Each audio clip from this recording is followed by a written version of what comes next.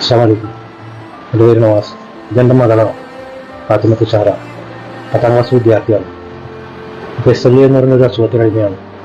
2 കിഡ്നിയും അതൊരു കണ്ണ് നഷ്ടപ്പെട്ടു. ഒരു കണ്ണിൻ്റെ കാഴ്ച ഭാഗികമായിട്ട് നഷ്ടപ്പെട്ടു. പഠിക്കാനും അതുപോലെ കലാപരമായിട്ടൊക്കെ ഒരു മിടുക്കിയാണ്.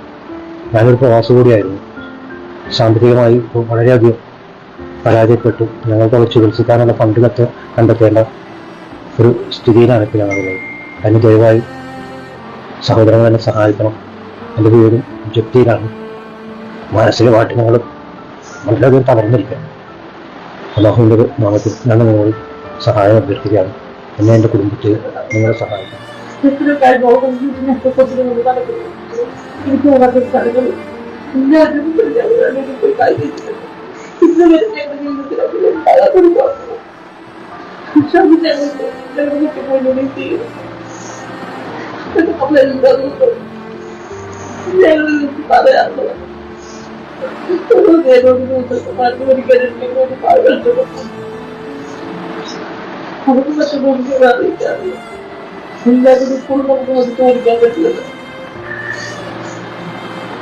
ഞാൻ ജഗദീഷ് അത്തിപ്പൊറ്റ.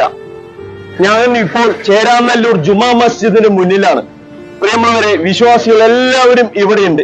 ഈ മഹലിൽപ്പെട്ട ഒരു പൊന്നുമകളുടെ ജീവൻ രക്ഷിക്കാൻ വേണ്ടിയിട്ടാണ് നിങ്ങളുടെ മുന്നിൽ എല്ലാവരും ഈ വീഡിയോയ്ക്ക് മുന്നിൽ പ്രത്യക്ഷപ്പെടുന്നത്, യാചിക്കുന്നത്. കളിച്ചിരി മാറാത്ത ഈ പൊന്നുമകളെ ജീവിതത്തിലേക്ക് തിരിച്ചു കൊണ്ടുവരുന്നതിന് വേണ്ടി 30 ലക്ഷം രൂപയാണ് ഹോസ്പിറ്റലിന് എസ്റ്റിമേറ്റ് കൊടുത്തിരിക്കുന്നത്.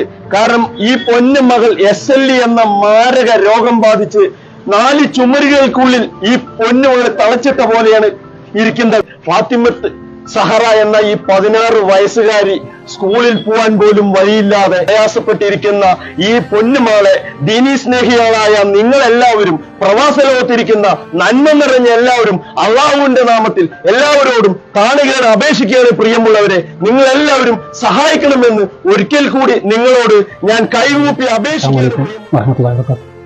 വളരെയധികം സങ്കടത്തോടു കൂടിയാണ് ഇന്ന് ഞാൻ എറണാകുളം ജില്ലയിൽ ചേരനല്ലൂർ പഞ്ചായത്തിൽ ചേരനല്ലൂർ മഹലിൽ വെച്ച് ഫാത്തിമത്ത് സഹറ എന്ന് പറയുന്ന 16-കാരിയായ ഈ പൊന്നോമനയുടെ, ഈ മകളുടെ കാര്യങ്ങൾ സങ്കടത്തോടു കൂടി നിങ്ങളിലേക്ക് എത്തിക്കുവാൻ വേണ്ടിയാണ് ഇന്നിവിടെ എത്തിയത്.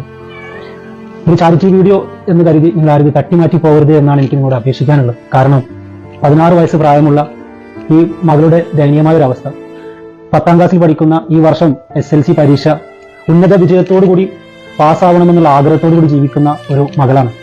ഒരുപാട് കഴിവുകളുണ്ട്. ഒരു ചിത്ര കലാകാരിയാണ്. അങ്ങനെ ഒരുവിധം കഴിവുകളൊക്കെ കുട്ടിക്കുണ്ട്. അതുകൊണ്ട് നിങ്ങൾ എല്ലാവരും കാണുന്ന എല്ലാവരും